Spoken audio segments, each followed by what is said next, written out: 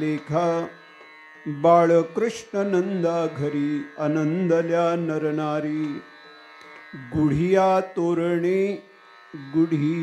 तोरणे करती कथा गाती गाणे बाळकृष्ण नंदा घरी आनंदल्या नरनारी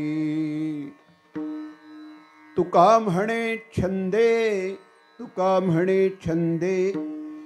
येणे वेधिले गोविंदे बाळकृष्ण नंदा घरी आनंदल्या नरनारी विठ्ठल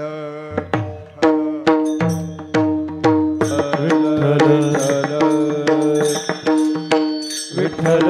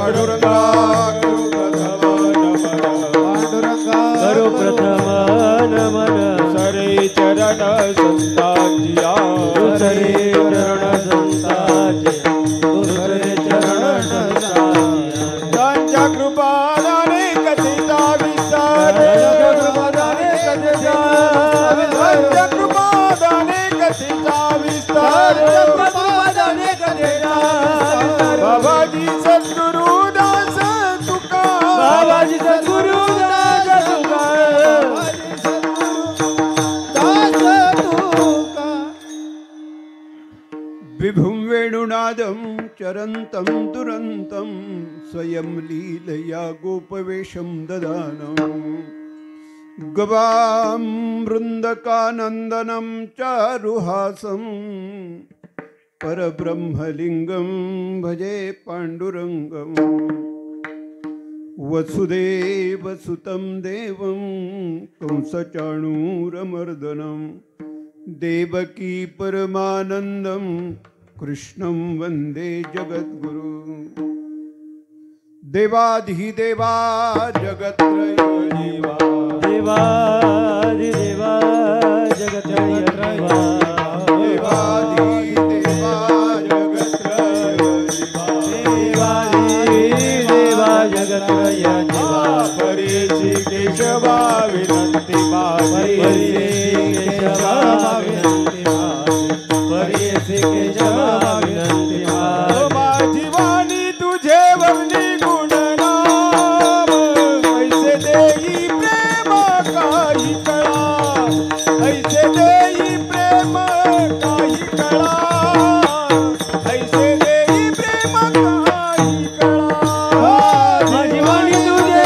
वर्णी गुणनाम ऐसे प्रेम देई काही कळा ऐसे प्रेम देई काही कळा ऐसे प्रेम देई काही कळा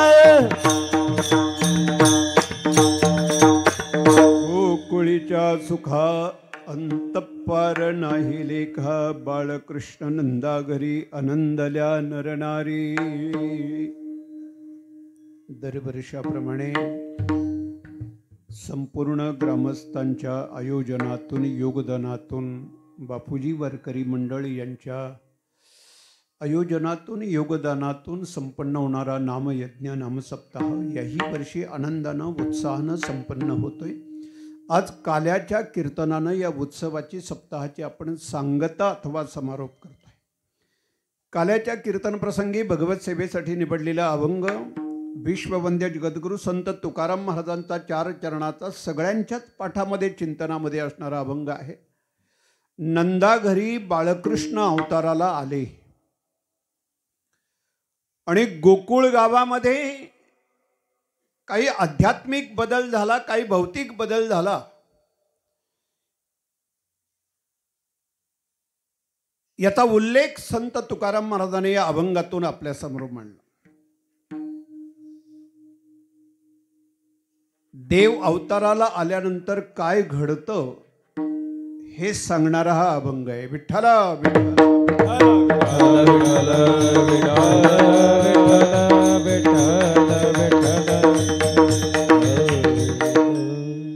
गेली वर्षानुवर्ष आपल्यासारख्या देवतुल्य श्रोत्यांच्या पवित्र चरणानं या गावाला आपल्या पदस्पर्शानं एक वेगळं पावित्र्य तयार होत आहे.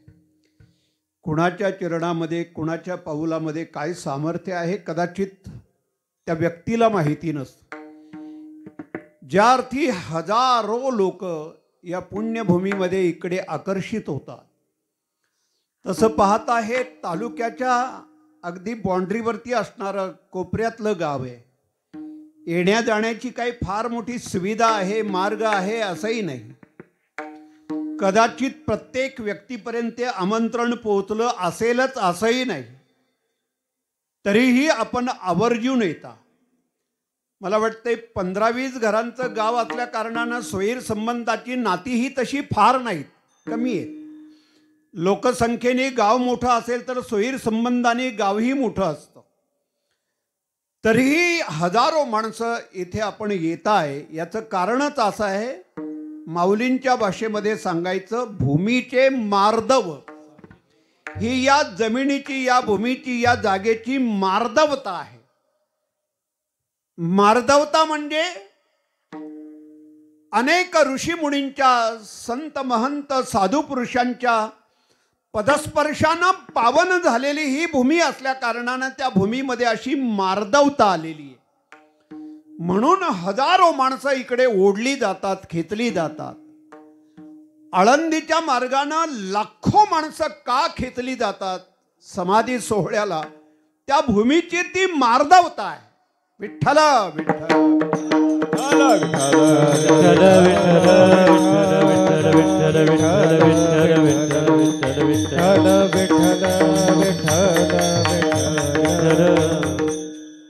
तालुक्यातले जिल्ह्यातले काही उत्सव आपण पाहतो ना, तालुक्यातले जिल्ह्यातले काही उत्सव पाहतो, तुम्ही निरीक्षण करा.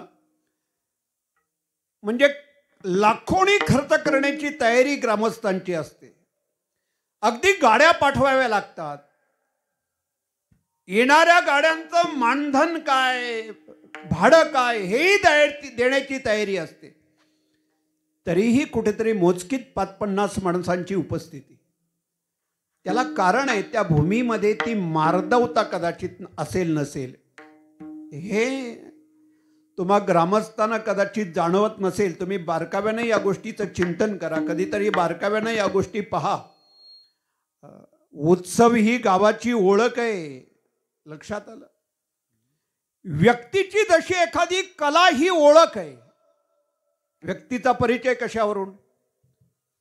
पैसा ही व्यक्तीची ओळख जर म्हटला तर एका उणी बळी रे, ते काय कमी आहेत का कोणाकडे? पैसा ही व्यक्तीची ओळख नाही, कारण त्याच्यापेक्षा 10 पटीनं कोणतरी असेल. जसं व्यक्तीची एखादी कला, एखादा ज्ञान, एखादी गोष्ट ही त्याची ओळख आहे. सचिन तेंडुलकरला या जगाच्या पाठीवरती कोणी ओळखत नसेल, 80-90 वर्षाचा म्हातारा असो, नाहीतर काल परवा जन्माला आलेलं एखादं लेकरू असो, सचिन म्हटल्यानंतर तो लगेच डोळे उघडून पाहतो. ही त्याची व्यक्तीची ओळख आहे. कलेमुळे ती ओळख तयार झाली. तशी व्यक्तीची ओळख, तशी गावाची उत्सव ही ओळख आहे, सप्ताह ही ओळख आहे. गावाचा सांस्कृतिक दर्जा वाढला जातो.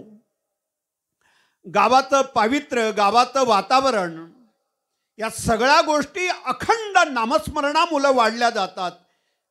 म्हणजे उत्सवामुळे गाव आहे आणि गावामुळे उत्सव आहे. कदाचित इमारती, बंगले, राजवाडे, घरं किती उंचीची, लहान मोठी कशी आहेत हा विषय गौण आहे, हा परिस्थितीचा विचार आहे. पण खरी ओळख आहे ती उत्सवामुळे आहे, सप्ताहामुळे ओळख आहे. विठ्ठल विठ्ठल.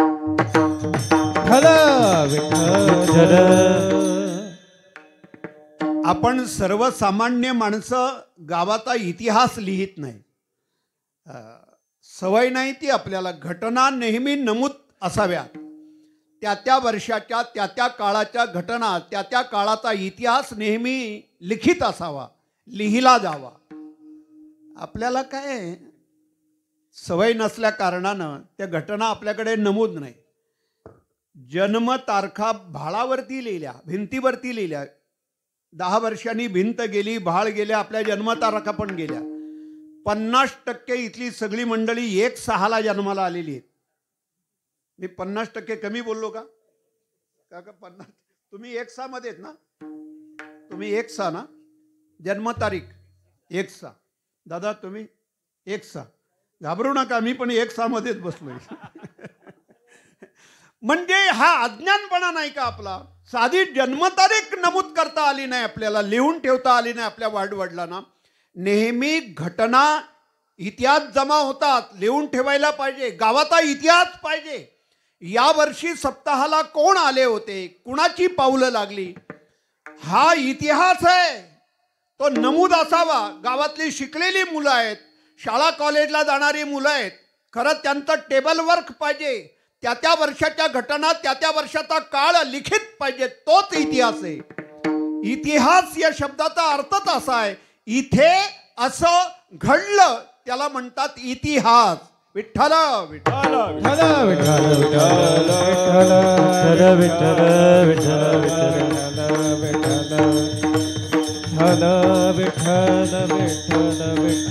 विठ्ठल विठ्ठल विठ्ठल विठ्ठल विठ्ठल विठ्ठल.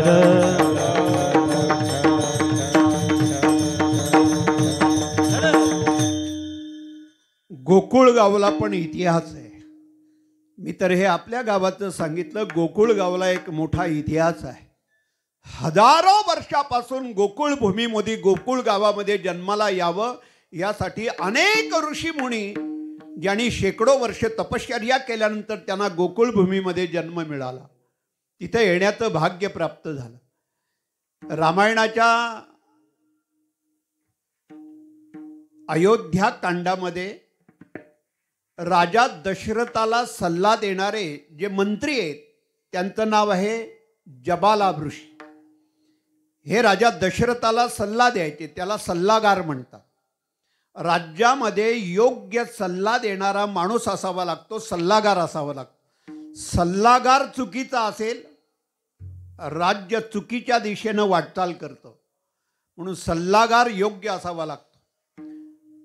जे मंत्री आहेत, जे सल्लागार आहेत, त्यांचं नाव आहे जबाला ऋषी. हे एका जबाला स्त्रीच्या पोटी, एका माऊलीच्या पोटी जन्माला आले म्हणून त्यांचं नाव पडलं जबाला. त्यांच्या जन्माची कथा थोडी किचकट आहे. असं म्हणतात नदीचं मूळ आणि साधूचं कुळ या 2 गोष्टी बघायच्या नाही. व्यासांच्या जन्माची कथा आपण उघडपणे बोलायला तयार नाही, सांगायला तयार नाही. विवाहापूर्वी झालेला मत्स्यगंधेला मुलगा, पराशर मुनींच्या पासून झालेला मुलगा, तेच व्यास महर्षी, पण जगाचे आद्य गुरु झाले. म्हणून साधूचं कुळ पाहायचं नाही, नदीचं मूळ पाहायचं नाही. लक्षात आलं? माझा मुद्दा असा आहे, आता सध्याचं जे उत्तरेमध्ये जबलपूर आहे, हे जबलपूर जबाला ऋषींचं गाव. विठ्ठल विठ्ठल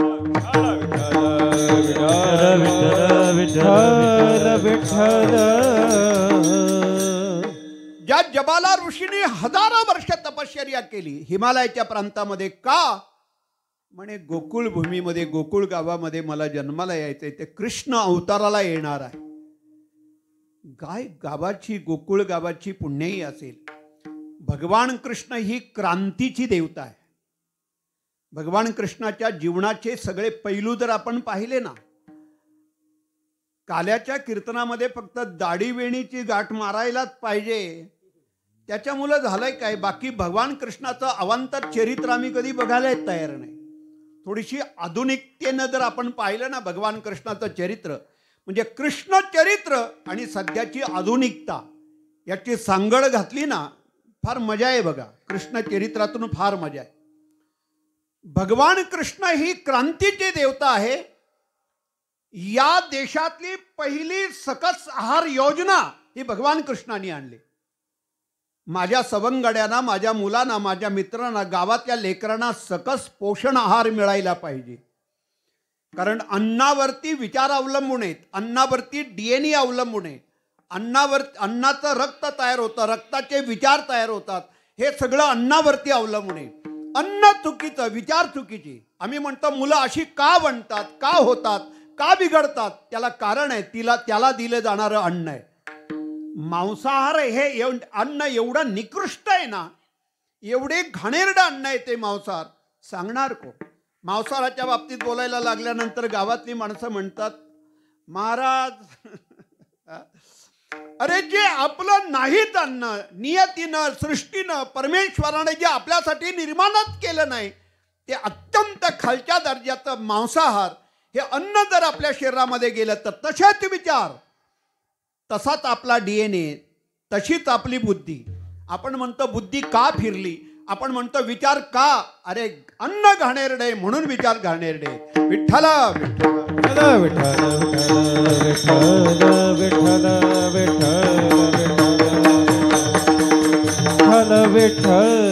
आणि या देशातला सकस पोषण आहार ही योजना आता सध्या आपण अंगणवाडी, बालवाडी, पोषण आहार येतो शाळेमध्ये, नाही का? आता सध्या आता त्यातला बालवाडीच्या बाईच्या घरी किती जातोय किंवा काय, नाही तसं नाही ना काय. आता तो पोषण आहार, त्याच्यात किडी किती, आळ्या किती, त्याच्यामध्ये विभागणी किती, कुठे तो आहार जातोय. या देशातली, या जगातली, या विश्वातली पहिली योजना भगवान कृष्णाने माझ्या गोपाळांना, माझ्या सवंगड्यांना, माझ्या सख्यांना पोषण सकस आहार मिळायला पाहिजे. दही, लोणी, दूध, तूप हे मिळायला पाहिजे. ठराविक वयामध्ये पोषण आहार मिळावा लागतो, सकस आहार मिळावा लागतो. त्यालाही वय आहे. 90 वर्षाच्या म्हाताऱ्याला बदाम आणि पिस्ता सुरू केला, अरे वय तर बघा. आता बदाम पिस्ता खाऊन 90 वर्षाला काय असं पैलवान होणार आहे काय? वय पण आहे ना त्याला. ठराविक वयामध्ये तो पोषण आहार मिळावा लागतो, ठराविक वयामध्ये. तुम्ही काळजी घ्या आपल्या लेकरांच्या बाबतीत, आपल्या मुलांच्या बाबतीत. त्याला नेमका कसा सकस आणि पोषण आहार मिळायला पाहिजे. गाईच्या दुधामध्ये जे कंटेंट्स आहेत, गाईच्या दुधामध्ये जे घटक आहेत, या जगाच्या पाठीवरती एवढ्या चांगल्या प्रतीचे सकस पोषण घटक आहारामध्ये बाकी कुठलाच नाही. का बरं भगवान कृष्णाने याचं आंदोलन केलं, का उठाव केला, गोकुळामध्ये का क्रांती केली? माझ्या सख्यांना दही, लोणी, दूध, तूप मिळायला पाहिजे. भगवान कृष्णाने गोकुळ गावाच्या इतिहासामध्ये प्रत्येक गोष्टीचं महत्त्व वाढवलंय. गायीचं महत्त्व भगवान कृष्णाने एवढं वाढवलंय. या जगात, देशाच्या इतिहासामध्ये प्रत्येक व्यक्तीला, प्रत्येक माणसाला गोमातेचं महत्त्व कळायला पाहिजे. गायीची शिंग आहेत ना, शिंग, त्या शिंगांच्या मध्ये जो उंचवटा आहे, द टेकड काय बघा, गायीच्या शिंगांच्या मध्ये जो उंचवटा आहे, त्या ठिकाणी भगवान महादेवाचं लिंग आहे. भगवान शंकर, भगवान महादेव त्या ठिकाणी वास्तव्य करत असतात. शिंगांच्या मध्ये असणारा उंचवटा, त्या ठिकाणी महादेवाचं वास्तव्य.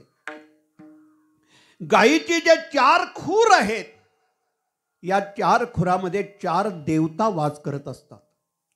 गाई जर घराच्या दारासमोर आली ना, तर 4 देवता आपल्या घराच्या दारासमोर आल्या आहेत. एवढं मोठं पावित्र्य, एवढं मोठं सामर्थ्य गायीच्या खुरामध्ये, गायीच्या पावलामध्ये. तुम्ही द्या न द्या, पण गाई जर दारासमोर आली तर समजायचं त्या दिवशी 4 देवता आमच्या दारासमोर आले.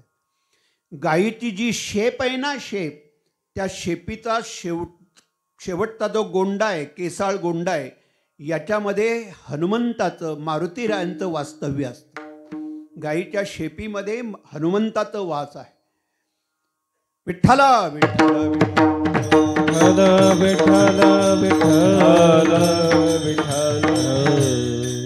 गायीचे जे 4 स्तन आहेत, जे सड आहेत, त्याच्यामध्ये 4 सनकाधिक राहत असतात, सनकाधिक वास करत असतात. एका अवयवामध्ये, जे आपण म्हणतो ना 33 कोटी देव गायीच्या अंगामध्ये आहे.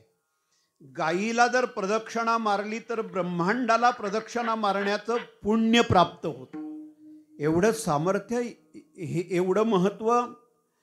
गोमूत्र आहे ना, गोमूत्र, त्या गोमूत्रामध्ये गंगेचा वास आहे.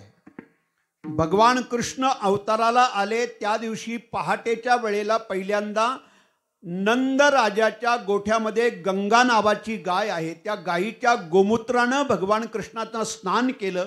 म्हणजे गंगेनं भगवान कृष्ण कन्हैयाचं स्नान केलं. कारण गोमूत्रामध्ये गंगा मातेचं वास आहे, गंगा मातेचं अस्तित्व आहे.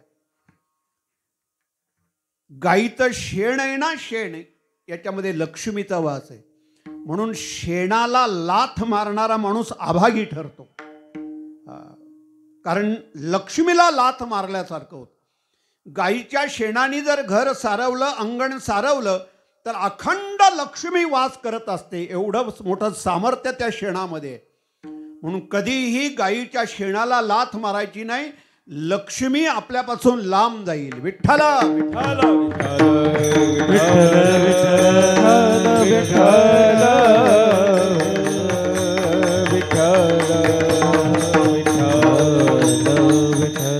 खरं मध्ये हा स्वतंत्र विषय पाहिजे. काल्याच्या कीर्तनामध्ये चला वळू गाई हा अभंग घेतल्यानंतर हा फार विस्ताराने विषय मांडता येईल. चला वळू गाई बैसू देऊ एके ठाई, बैसू देऊ एके ठाई, बैसू देऊ एके ठाई. चला वळू गाई बैसू देऊ एके ठाई, बैसू देऊ एके ठाई, बैसू देऊ एके ठाई. एकाच कीर्तनामध्ये हे विषय सगळे एवढे विस्ताराने मांडता येणार नाही. तो अभंग असेल तर त्या किंवा चारिता गोधने वगैरे अशा एखाद्या अभंगावरती तो विषय मांडता येतो. गायीचं सामर्थ्य, गोमातेचं पावित्र्य, गोमातेचं सामर्थ्य. म्हणून आजही गाय हा प्राणी, गोमातेला आपल्या देशामध्ये एक विशिष्ट प्रकारचा दर्जा दिलाय. गोपाळन आपल्याला असं वाटतं की विदर्भातल्या महात्म्यानं गाडगे महाराजांना सहज भजन म्हटले, सहज भजन म्हटलं. आपण फक्त त्या भजनातलं गांभीर्य समजून घ्या. गाडगे बाबांनी त्या काळामध्ये भजन म्हटलं, गोपाळा गोपाळा देवकी नंदन. आपण त्या भजनातलं गांभीर्य घेत नाही, भजनातला बारकावा घेत नाही. गाडगे महाराजांना त्या काळात सांगायचं आहे देशाला, गोपाळा गो, गाई पाळा गाई पाळा. हे भजनातून सांगायचंय. गोपाळा गोपाळा देवकी नंदन गोपाळ. तुम्ही गाया पाळा, राखण करा, रक्षण करा. कारण गोधन हे या देशातलं सगळ्यात मोठं धन आहे. माझा मुद्दा असा आहे, इथून आपली सुरुवात झाली. ठराविक वयामध्ये गोकुळातल्या लेकरांना, मुलांना पोषण आहार, सकस पोषण आहार मिळायला पाहिजे. कारण अन्नावरती मुलांचं भवितव्य अवलंबून आहे. गोकुळ गावातलं हे सकस आणि पोषण हे अन्न मथुरेमध्ये विकलं जायचं. मथुरेतले दैत्य मगरमस्त व्हायचे आणि गोकुळातले गोपाळ असे सडपातळ झालेले. म्हणून भगवान कृष्णाला क्रांती करावी लागली, उठाव करावा लागला. म्हणजे या देशातली सकस पोषण आहाराची योजना भगवान कृष्णाने सुरू केले पहिल्यांदा या देशामध्ये. जलशुद्धीकरण ही योजना आहे, ती भगवान कृष्णाने चालू केलेली योजना आहे. गावाला पाणी स्वच्छ मिळायला पाहिजे, पाण्यावरती भवितव्य अवलंबून आहे. पाणी जर दूषित झालं, पाणी जर अपवित्र झालं, पाणी जर घाण झालं तर उद्या गावात रोगराई होईल. म्हणून पाण्यावरती संपूर्ण गावाचं भवितव्य अवलंबून आहे.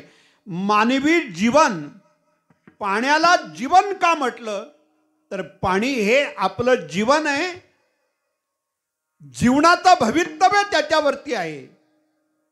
म्हणून जलशुद्धीकरण ही पहिली योजना भगवान कृष्णाने गोकुळ गावामध्ये राबवली. यमुनेचं पाणी या कालियानं आणि त्याचे सगळे जोडीदार हे यमुनेचं पाणी त्यांनी दूषित केलं होतं, विषमय केलं होतं. भगवान कृष्णाने पाहिलं यमुनेचं पाणी या कालियाने दूषित केलेलं आहे. ढोरं गुरं गाई वासरं आणि गोकुळ गावातली जनता हेच पाणी पिणार आहे आणि त्या पाण्यामुळे गावामध्ये रोगराई होईल. मला वाटतं हे जे पदाधिकारी निवडून आलेले असतात ना, त्यांनी कृष्ण भगवान प्रभूचं चरित्र वाचावं. म्हणजे गावाचा विकास कसा करायचा ना हे त्यांना त्याच्यातून कळेल. नुसती 5 वर्ष अशीच खाऊन घालवायची नाही. गावाचा भौतिक विकास, आध्यात्मिक विकास करणं ही जबाबदारी आहे या वर्गाची. माझं आवर्जून या पदाधिकारी किंवा या मंडळींना सांगणं आहे, अगदी ग्रामपंचायत असेल नाहीतर संपूर्ण राष्ट्र देश असेल, पण यानं भगवान कृष्णाचं चरित्र जाणीवपूर्वक वाचावं की जलशुद्धीकरण ही योजना भगवान कृष्णाने राबवली. काय पाहिजे आमच्या जनतेला, जनसामान्य माणसांना काय पाहिजे? फक्त तुम्ही आम्हाला गावामध्ये चांगलं पाणी द्या, याच्यापेक्षा काय पाहिजे आम्हाला? आम्ही आमच्या कष्टाने जगतोय, आमच्या मेहनतीने जगतोय, पण कमीत कमी गावातलं शुद्ध पाणी तरी आम्हाला तुम्ही तुमच्या योजनेमध्ये द्या. म्हणून ही पहिली योजना आहे, भगवान कृष्णाने राबवलेली योजना. जलशुद्धीकरण, पाणी योग्य पाहिजे. मी तर अशी तालुक्यातली नावानिशी गावं सांगेन की पाण्यामुळे कितीतरी भयान अशी रोगराई पसरलेली. मागे काही महिना 2 महिन्यापूर्वी अख्ख्या गावात, एका गावात कावीळ झाली. अख्ख्या गावात काय तर म्हणे पाणी दूषित झालं. बरोबर ना, पाणी दूषित झालं. आणि मग त्याचं निदान लागता लागता सगळ्या डॉक्टरांच्या टीम त्या गावामध्ये हजर, शेकडो डॉक्टर हजर. 15 दिवस तेच चाललं होतं. आणि त्याचं शोध करता करता लक्षात आलं की त्याचं मूळ कारण आहे पाणी दूषित. हे आम्हाला भगवान कृष्णाने शिकवलंय. तुम्ही फक्त भगवान कृष्ण म्हटल्यानंतर काल्याच्या कीर्तनामध्ये दाढी वेणी शिवाय डोक्यात काही घेतच नाही. विठ्ठला विठ्ठल विठ्ठल विठ्ठल विठ्ठल विठ्ठल विठ्ठल विठ्ठल विठ्ठल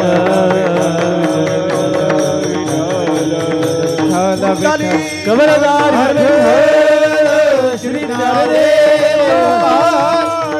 हरिनाथ माऊली ज्ञानेश्वर महाराज. पर्यावरणाचं रक्षण करणं हे भगवान कृष्णाने आम्हाला सांगितलंय. त्या काळामध्ये 99% गोकुळातली सगळी जनता, गोकुळातले ग्रामस्थ 99% एका मताचे, एका विचाराचे.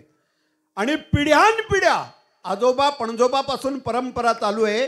गोकुळ गावामध्ये वर्षातून एकदा उत्सव व्हायचा आणि त्या उत्सवामध्ये इंद्राची पूजा करायची. का तर इंद्र आम्हाला पाऊस देतो, पावसाचं वरदान देत असल्या कारणानं ही शेती भाती पिकते, गवत होतं, गाई वासरांना पुष्टी मिळते. त्याला एकमेव कारण इंद्र ही देवता. म्हणून वर्षातून एकदा इंद्राची पूजा करायची. आता इंद्राची पूजा करायची म्हटल्यानंतर अख्खं गाव एकीकडं. आणि नंद राजाचा हा लहान मुलगा सगळ्यांच्या विरोधात उभा राहिला आणि तो म्हणतो इंद्राची पूजा नाही करायची. मग गोवर्धनाची पूजा करायची, डोंगराची पूजा करायची. ऐकतील का? अख्खं गाव म्हणतो पांजी करायचं. पांजी म्हणजे 2-4 कापायचे हो, तोडायची, काय बकरी वगैरे. अख्खं गाव म्हणतो. आणि एक जर बुवा म्हणायला लागला पांजी नाही करायची, ते काय म्हणतील? तू बुवा आजचा, आमची पांजी पूर्वीपासूनची. बरोबर ना महाराज? हां, मग पांजीवाले बरेच असतात, आम्हाला पांजी पाहिजे. हां, कारण ते पाहिजे ना, ते त्यांना त्याच्यात मोठा आनंद आहे पांजीमध्ये. अरे असं का? अरे कोणतं मला देव तरी सांगा, असा कोणतं दैवत आहे ते तरी सांगा का त्याला ते लागते. विठ्ठला विठ्ठल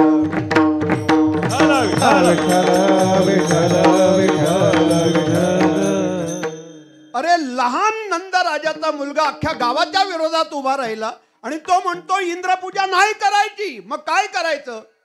करायची ती गोवर्धनाची पूजा करायची. निसर्ग, सृष्टी, पर्यावरण याचं रक्षण केलं पाहिजे. हा गोवर्धन आहे. भौगोलिक दृष्ट्या तुम्ही तुकसईकर फार भाग्यवान आहात. भौगोलिक दृष्ट्या कदाचित काय म्हणतात ना, पिकतं तिथं. या सह्याद्रीचं वरदान आहे तुम्हाला. सह्याद्रीनं तुमच्या गावात सूर्य उशिरा उगवतो. बरोबर आहे ना? म्हणजे उशिरा उगवतो म्हणजे सूर्य वेळेवरच उगवतो. पण डोंगरामुळं तो उशीर आहे. सगळी सावट असते. कारण हे हिमालयाच्या म्हणजे इकडून जुन्नरपासून जर आपण पाहिलं रायगडापर्यंत या सगळ्या सह्याद्रीच्या पर्वतरांगा या मार्गाने चालल्यात. आणि या हिमालयानं, आपल्या सह्याद्रीनं तुम्हाला असं छत्र अंगावरती धरले. तुम्ही सह्याद्रीच्या कुशीमध्ये आहात. सह्याद्रीनं तुम्हाला उबदार कुशीमध्ये असं अलगद घेतलंय. आणि तुमचं रक्षण करण्यासाठी या सह्याद्रीनं आपली डावी आणि उजवी कूस दिले. तुम्हाला असं कुशीमध्ये उचलून घेतलंय, जसं आई उचलून घेते, आई कडेवर घेते, आई कुशीत घेते, तशी सह्याद्री रूपी माय, या मायेनं तुम्हाला उबदार कुशीमध्ये घेतलंय. काय भौगोलिकदृष्ट्या तुम्ही संपन्न आहात. हा जो आहे हा परिसर जणू गोवर्धनासारखा छत्र धरून उभा आहे. कुठलंही संकट, कुठलाही प्रसंग, कुठलीही समस्या तुमच्यावरती येऊ नये म्हणून गावावरती दिलेलं छत्र म्हणजे हे वरदान आहे. या निसर्गाचं, सृष्टीचं वरदान आहे. हे अलीकडे कमी झाले. माझ्या लहानपणामध्ये मी ऐकून होतो की गावामध्ये दिवसाढवळ्या वाघ फिरायचा. दिवसाढवळ्या वाघाला पण घाबरत नव्हती. मी त्या काळातलं सांगते हो. दिवसाढवळ्या गल्लीनं वाघ फिरायचा असे वडीलधारे सांगायचे. ज्यांच्या खांद्या मांडीवरती खेळलो त्या काळाचा इतिहास ते सांगायचे. आता सांगणारी वडीलधारी माणसंच राहिली नाही. आता जुनी मंडळी बरीचशी बिचारी निघून गेली. वडीलधारी माणसं ही गावातली श्रीमंती. वडीलधारी माणसं आहेत ना, त्यांना विचारत चला पूर्वीचा इतिहास, 50 वर्षापूर्वीचा इतिहास त्यांना विचारायचा. वडीलधाऱ्यांना जाणीवपूर्वक कधीतरी त्यांच्या समोर बसायचं, त्यांना विश्वासात घ्यायचं. नाहीतर तुम्हाला कोण सांगणार आहे पूर्वीचा इतिहास? पूर्वी काय घडलं, गाव कसं असायचं, गावाची भौगोलिक स्थिती कशी असायची हे तुम्हाला कोण सांगणार आहे? आम्ही वडीलधाऱ्यांच्या जवळ कधी बसतच नाही. आम्हाला म्हातारा म्हणजे घरातली अडचण वाटायला लागली. घरातली वृद्ध माणसं म्हणजे आम्हाला नकोशी झाली. घरातली वृद्ध माणसं, म्हातारी माणसं हे घराचं वैभव आहे, ही श्रीमंती. त्यांच्याकडून तुम्ही काढून घ्या, त्यांना बोलायला लावा. ते तुम्हाला 50 वर्षापूर्वीचा इतिहास सांगतील. विठ्ठल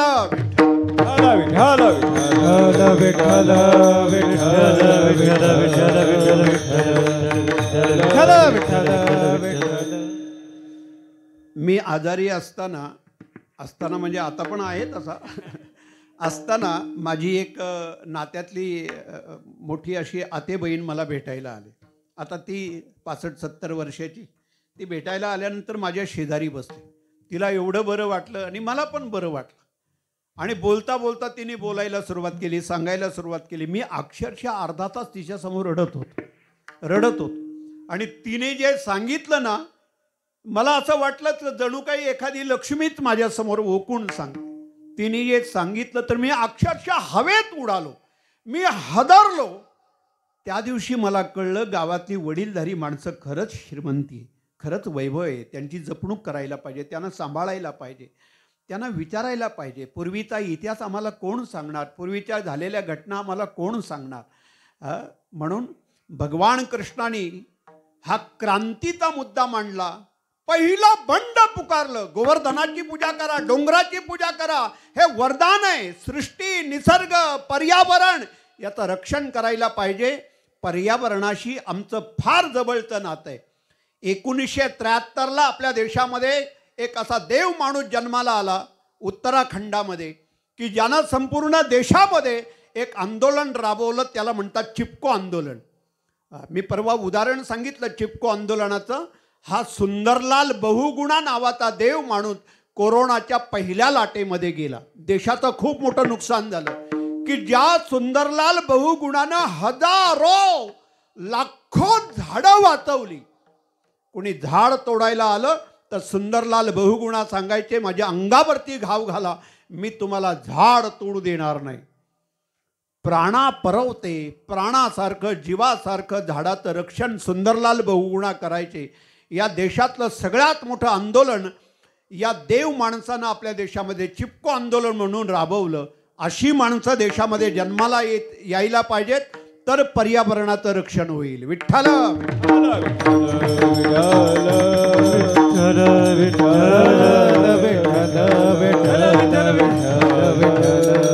आणि ही योजना भगवान कृष्णाने 5,500 वर्षापूर्वी गोकुळ गावामध्ये राबवली.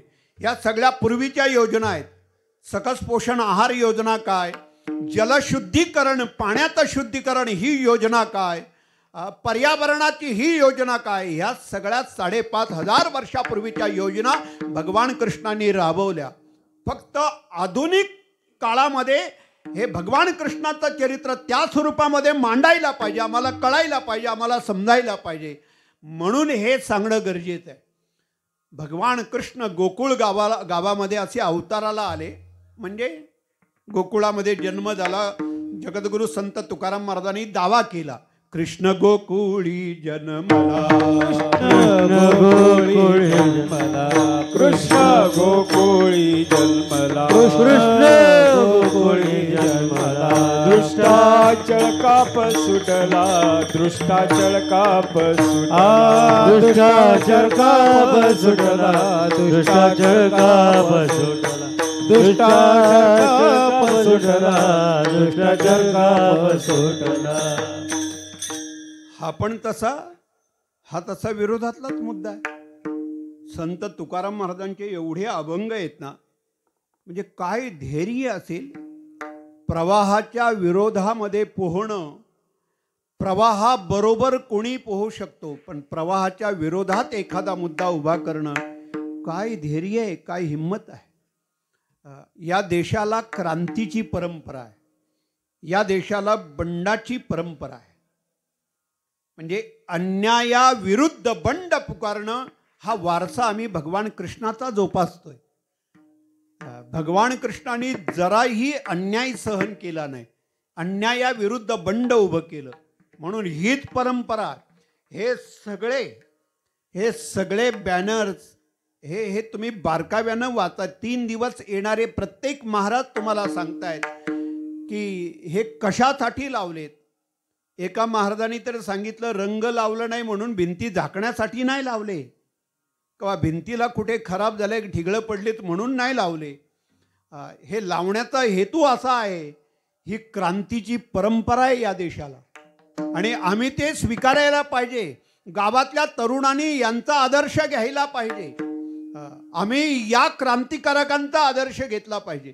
एका क्रांतिकारकाचा इतिहास तासनतास सांगावा, असे क्रांतिकारकांचे आहेत. विठ्ठला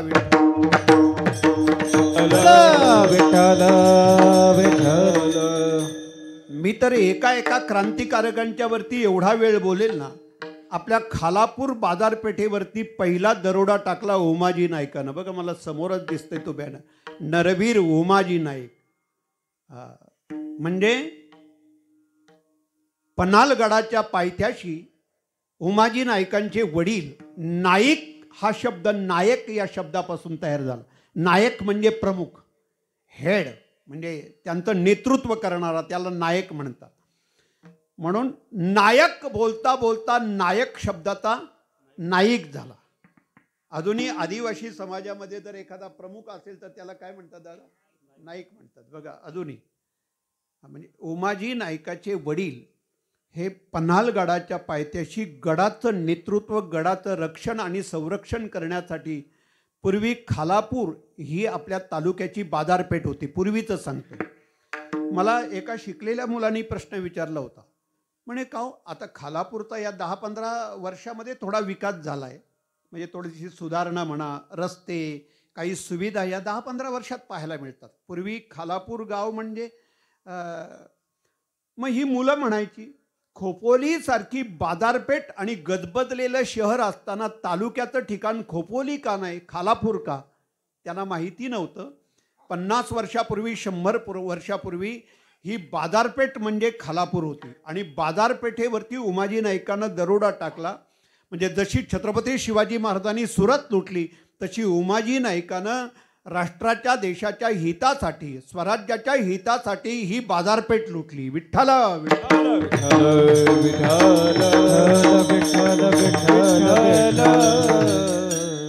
ही सगळी इतिहास प्रसिद्ध भूमी आहे. माझा तर अंदाज आहे छत्रपती शिवाजी महाराजांची पावलं या भूमीला लागलेली आहे.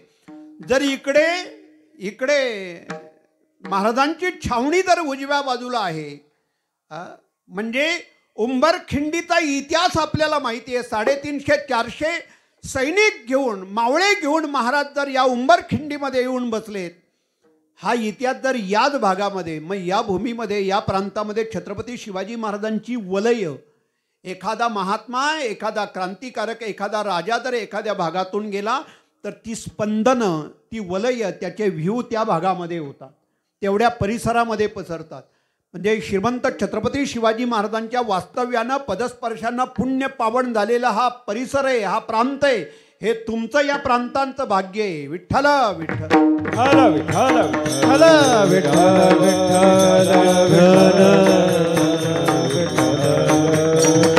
विठ्ठल विठ्ठल विठ्ठल. एखाद्या व्यक्तीच्या आगमनामुळे काय होऊ शकतं हा जसा व्यवहार आहे, तसं पहाटे पहाटे कृष्ण भगवान गोकुळामध्ये रवाना करण्यात आले. आदल्या रात्री भगवान कृष्णाने आपल्या वडिलांना सांगितलं, मी इथे अवताराला येईन. लख प्रकाश पडला. भगवान कृष्णाने त्या सूचना दिल्या, मला रात्रीच्या वेळेला गोकुळामध्ये न्या, तिथे जन्माला आलेली जी माया आहे तिला मथुरेमध्ये आणा.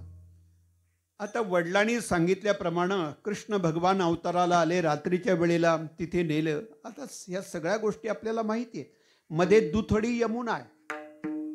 यमुनेची भूक कित्येक वर्षापासून होती. कृष्ण भगवान परमात्म्याचं दर्शन मिळायला पाहिजे. साधारणपणे 10-11 किलोमीटरचा हा मधला प्रवास आहे आणि मोठी दुथडी वाहणारी यमुना आहे. यमुनेचा इतिहास असा आहे, यमुनेनं सगळी दैवतं आम्हाला दिली. यमुनेच्या किनाऱ्याला, यमुनेच्या तीरावरती सगळी दैवत आहेत. गंगेनं आम्हाला सगळे महात्मे दिले. बघा वैशिष्ट्य आहे. मी एकदा जुन्नर तालुक्यामध्ये सांगितलं होतं कीर्तन करत असताना. आता वर्षानुवर्ष त्या प्रांतामध्ये जातो. जुन्नर तालुक्यामध्ये 3 नद्या आहेत, मीना, मांडवी आणि कुकडी, या 3 नद्या आहेत. पण या 3 नद्यांचं वैशिष्ट्य असं आहे की ही जी कुकडी नदी, या कुकडी नदीनं महाराष्ट्राला सगळे नेते दिले, पुढारी दिले. ही जी मांडवी नदी आहे, या नदीनं या महाराष्ट्राला सगळे महात्मे दिले. जगद्गुरु संत तुकाराम महाराजांना ज्यांनी अनुग्रह दिला ते बाबाजी चैतन्य, याच त्यांची समाधी म्हणजे याच नदीच्या, ह्या गंगेच्या किनाऱ्याला. म्हणजे काही काही इतिहास आहे तो. मांडवी नदीनं काय दिलं, कुकडी नदीनं काय दिलं, मीना नदीनं काय दिलं, तसं यमुनेनं या देशाला दिले ते सगळे दैवत दिले. भगवान कृष्ण अवताराला आले, पहाटे गोकुळामध्ये आले आणि गोकुळ गावात आल्यानंतर, नंदराजाच्या घरी आल्यानंतर पहाटे पहाटे ही बातमी घरातल्या लोकांना माहिती झाली. कृष्ण अवताराला आला, कृष्ण जन्माला आला, नंदराजाला यशोदा मैयाला मुलगा झाला. ही बातमी घरातल्या सगळ्यांना कळली. साहजिकच घरातल्या माणसांची चुळबुळ सुरू झाली. हळूहळू ही घरातली बातमी शेजारी गेली आणि मग वाऱ्यासारखी पहाटे पहाटे सूर्योदय होण्याच्या अगोदर अख्ख्या गावात ही बातमी कळली की नंदराजाला यशोदा मैयाला मुलगा झाला. गंगा गाईच्या गोमूत्रानं कृष्ण भगवान परमात्म्याचं स्नान झालं. त्याला गाईच्या कासे खालून काढलं कृष्ण प्रभूनं, देवाना काशी खालून काढलं. आणि या ज्या प्रारंभीच्या विधी आहेत त्या सगळ्या झाल्या आणि मग वाऱ्यासारखी बातमी महिलांच्या गवळणींच्या करवी सगळ्या गावात गेली. मला वाटतं ही बातमी जगद्गुरु संत तुकाराम महाराज त्या काळात असावेत, त्यांना ही माहिती झाली. गोपाळांच्या रूपामध्ये जगद्गुरु संत तुकाराम महाराज आहेत. जेवढे जेवढे म्हणजे कृतयुग, म्हणजे कृत, त्रेता, द्वापार आणि कली, त्या त्या काळामध्ये प्रल्हादाच्या रूपानं, नंतर अंगदाच्या रूपानं, त्या त्या काळामध्ये जगद्गुरु संत तुकाराम महाराज हे भगवान कृष्णाच्या बरोबर आहेत. जे जे झाले अवतार तुका त्यांचे बरोबर. हे सगळे गोपाळ आहेत ना, गोपाळ. या गोपाळांच्या रूपामध्ये सगळे विठ्ठल विठ्ठल विठ्ठल विठ्ठल विठ्ठल.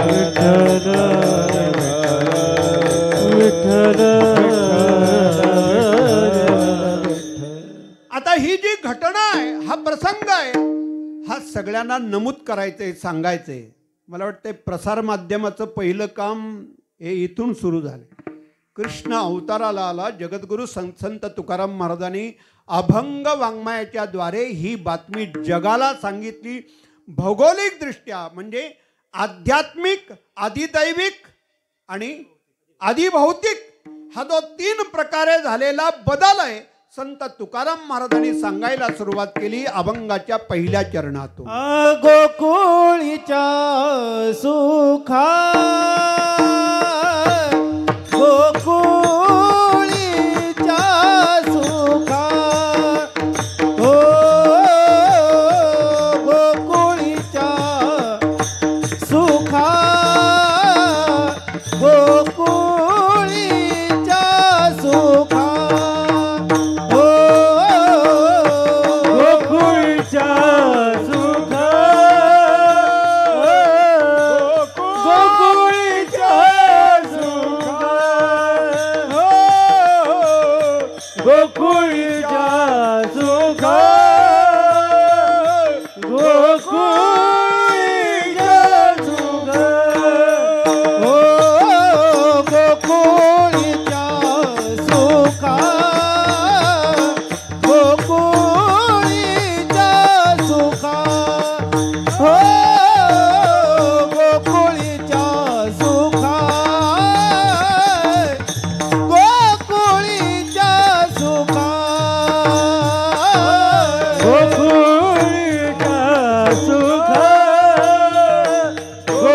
गोकुळीच्या सुखा गोकुळीच्या सुखा गोकुळीच्या सुखा अंत पार नाही लेखा अंत पार नाही लेखा बाळकृष्णानंदा घरी बाळकृष्णानंदा घरी बाळकृष्णानंदा घरी बाळकृष्णानंदा घरी अंत पार नाही लेखा अंत पार नाही लेखा बाळकृष्णानंदा घरी बाळकृष्णानंदा घरी हो बाळकृष्णानंदा घरी बाळकृष्णानंदा घरी गोकुळीचा सुखा अंत पार नाही लेखा अंत पार नाही लेखा अंत पार नाही लेखा गोकुळीचा सुखा अंत पार नाही लेखा गोकुळीच्या सुखा पार नाही लेखा. फसून घेतोय आपल्याला फसवतोय आम्हाला नाही ना बसला तालात झाकली मूठ काय ठीक आहे विठ्ठला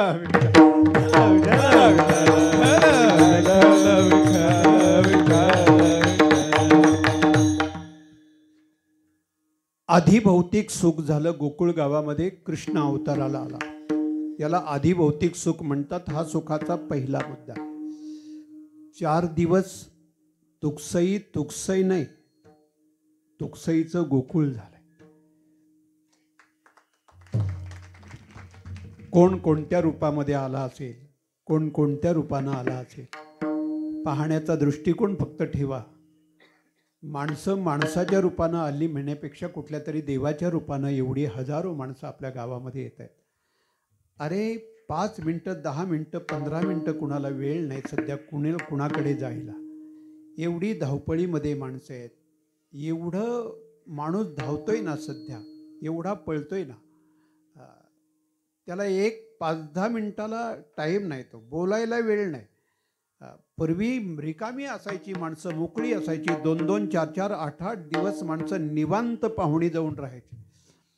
आता कीर्तनाला 3 तास माणसं 2 तास कीर्तनाला बसतायत. हे कीर्तनकारांच्या वरती उपकार आहेत महाराज. महाराज मंडळींनी हात जोडून नतमस्तक व्हावं नाही तर कोण कोणाचं ऐकतोय. अरे जन्म देणाऱ्या बापाचं पोरं ऐकायला तयार नाही. महाराज लोकांचे 2-2 तास माणसं शांत बसून ऐकतायत. विठ्ठला विठ्ठला विठ्ठला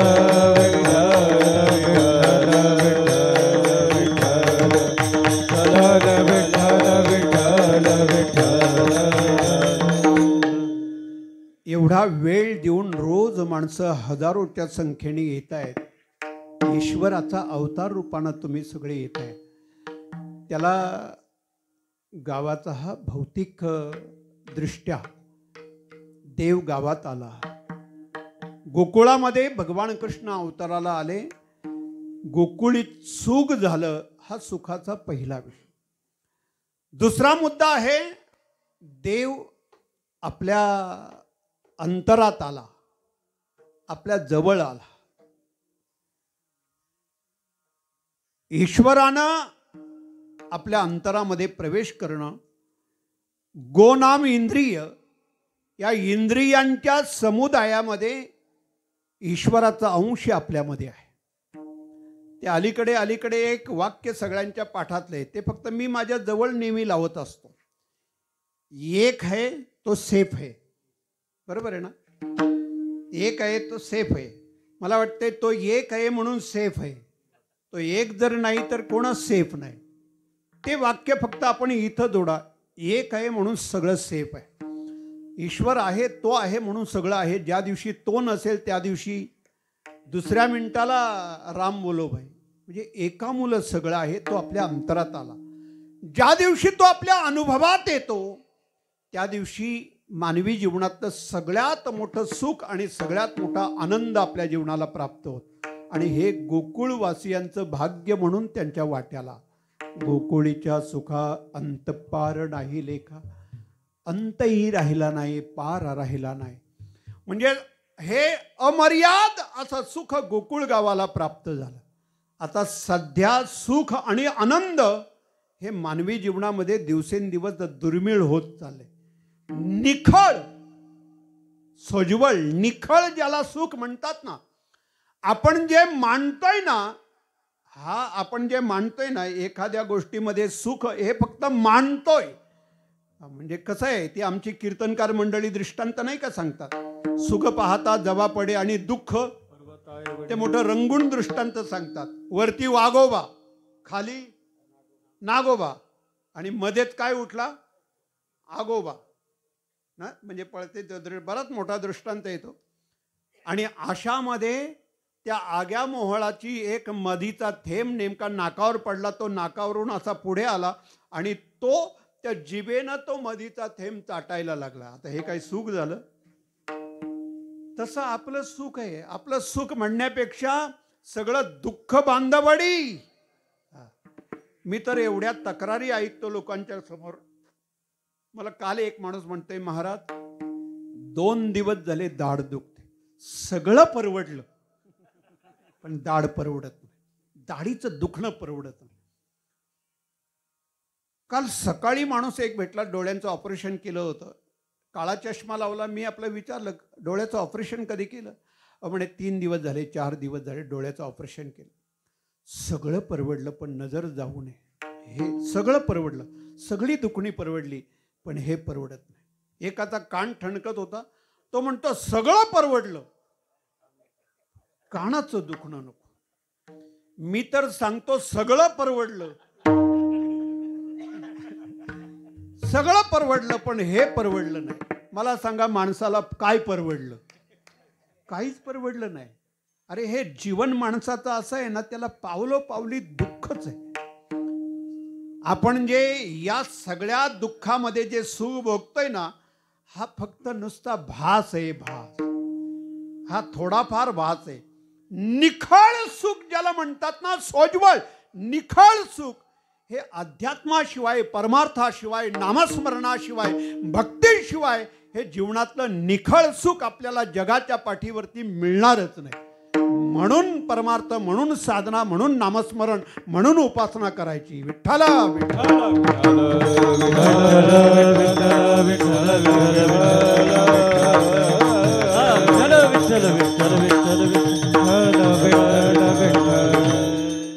महाराज, हे जग सगळं दुःख बांधवडी आहे. जन हे सुखाचे दिला घेतल्याचे. माणूस एवढा स्वार्थी बनत चाललाय. समष्टीचा विचार माणसाकडे नाही, दुसऱ्याचा विचारच नाही. हे भगवान कृष्णाने आम्हाला पहिल्यांदा शिकवलंय. वाटू पहिल्यांदा दुसऱ्यांना दिलंय, मग त्यानं सेवन केलंय. अलीकडे अलीकडे दिवसेंदिवस माणूस असा स्वतः एवढा स्वार्थी बनत चाललाय, तो व्यष्टी विचार त्याच्या रक्तामध्ये एवढा रुजलाय. मला तर एवढं अनुभवाला आलं ना, बघायला येणारा प्रत्येक माणूस माझ्याशी पहिल्यांदा 15 मिनटं 20 मिनटं बोलायला लावायचा. कसं घडलं, काय झालं, कशी सुरुवात झाली. आणि 15 मिनटं बोलून झाल्यानंतर उठता उठता मला सांगायचं, महाराज कमी बोलावं, जास्त बोलू नका. मी म्हणतो येणारा प्रत्येक माणूस मला सांगतोय तुम्ही बोलत जाऊ नका. अरे तुझं बोलून झालं, आता म्हणतोय बोलू नका. हा, म्हणजे घरातली माणसं ते सफरचंद आणि त्या फळांचा ढिगारा पडला. म्हणजे माझ्या तोंडाला चव नव्हती, एवढं पण खायची इच्छा नाही. डॉक्टरनी सांगितलं होतं खाऊ नका. आता फळांचा ढिगारा होता, आता खायला लागलोय. दादा कोणी म्हणतच नाही आता काय आणू का, काय न्याय आहे बघा ना. म्हणजे खातोय त्यावेळेला कोणी देत नाही आणि खात नाही त्यावेळेला ढिगारा आहे. याला जग म्हणतात. जन हे सुखाचे मी हे माझ्यापुरतं का सांगितलं, आलेला अनुभव आहे. हे जग तसं आहे. नामस्मरणाशिवाय, साधनेशिवाय, उपासनेशिवाय जीवनातलं निखळ समाधान नाही. आम्ही का आवर्जून सगळ्या महाराज मंडळी तुम्हाला का सांगतात, तुम्ही चिंतन करा, नामस्मरण करा, जास्तीत जास्त जीवनामध्ये साधना करा, हे तुमचं सुख आहे. कृष्ण भगवान गोकुळ गावामध्ये आले, आधी भौतिक सुख झाले, आध्यात्मिक सुख झाले आणि आधी दैविक सुख झाले. दैवयोग आहे. कुठलीही गोष्ट पूर्वजन्मातल्या दैवाशिवाय घडत नाही. तुमचं दैव तसं पाहिजे. दैव बळवत्तर तर हे सगळं बळवत्तर आहे. तुमच्या दैवातच जर नसेल, त्याला कपाळ म्हणतात. कपाळ हा, या भुवया आणि केस याच्यामध्ये असणारा जो भाग आहे ना, त्याला साधू संतांनी शब्द वापरलाय माथा. म्हणून जोडोनी या चरणी नाही, काय चरणी ठेवी तो माथा शब्द आहे. परिसावी विनंती माझ्या हा माथा आहे. याला डोकं नाही म्हणत, याला दुसरा शब्द आहे हे कपाळ. जेथे जातो तेथे कपाळ सरीशे. हे दैव आपल्या बरोबर आहे, हा कपाळ बरोबर आहे, हा माथा आपल्या बरोबर आहे. आणि जे ब्रह्मलिखित आहे, परंपरेनं पूर्वजन्म कर्मानुसार आपण जे लिखित आहोत तेच घडणार आहे. तुमच्या दैवातच नसेल. जन्मोजन्मी आम्ही बहुपुण्य केले त्यावेळेला प्राप्त झाले. आमच्या पदरीत नाही. म्हणतो ना आपण, आडात असेल तर पोहऱ्यात येईल. आड म्हणजे हे दैव, हे पूर्वजन्मातली पुण्याई, ती शिदोरी, ते ठेव नाही. आमच्याकडे पुंजीच नाही, आमच्याकडे शिल्लकच नाही. आहे ती शिल्लक आम्ही गमावत चाललोय. जी शिल्लक, त्याला काय प्रमाण आहे संत तुकाराम महाराजांचं, तुवा मुद्दल गमाविले. जन्मा येऊनी काय केले, तुवा मुद्दल गमाविले. तू फक्त येऊन जन्माला येऊन एकच केलंच, होती ती पूर्वजांची मुद्दल गमावली. त्याच्यामध्ये थेंबे थेंबे तळे साचे, त्याच्यामध्ये भर टाकली नाही. आपली जी पूर्वजन्माची शिदोरी आहे, त्या शिदोरीमध्ये आपल्याला भर टाकायची, हळूहळू त्याला वाढवायची. आपण आहे तीच गमवायला सुरुवात केली. विठ्ठला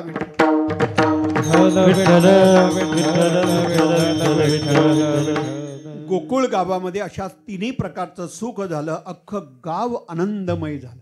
कृष्ण अवताराला आलाय, काय कमी. आणि जिथं देव अवताराला येतो ना, तिथं खरंच काही कमी पडत नाही. खरंच काही कमी पडत. ईश्वरी कार्यामध्ये कुठं कमी पडले.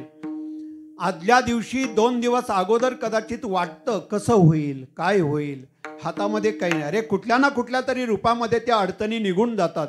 ईश्वरी कार्य आहे बघा, तुम्ही अनुभव घ्या. ईश्वरी कार्यामध्ये कधीच काही मी पडत नाही. बाबा महाराज सातारकरांना मी बघायला गेलो होतो. म्हणजे माझं नेहमीच जाणं असायचं. तुम्ही नाही ना कधी गेला? मी बऱ्याच वेळा जायचो तिथे. इकडे नेरूळला, पाम बीचच्या तिथे त्यांचं घर. म्हणजे मुंबईमध्ये राहायचे. अलीकडे 8-10 वर्षापासून त्यांचं कुटुंब इकडे नेरूळला राहायला आलं.